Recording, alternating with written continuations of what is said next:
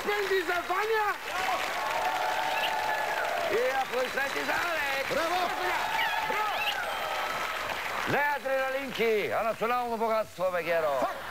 Скъпи приятели, след малко ще ви срещнем с поредният наш зрител, попаднал в капана на госпожа Маргарита Кирилова. Същата, която не само няма да ви осигури работа, но ще ви вземе пари за нещо наречено свършена работа. Не може да бъде. Заминахме на 7.12.2010.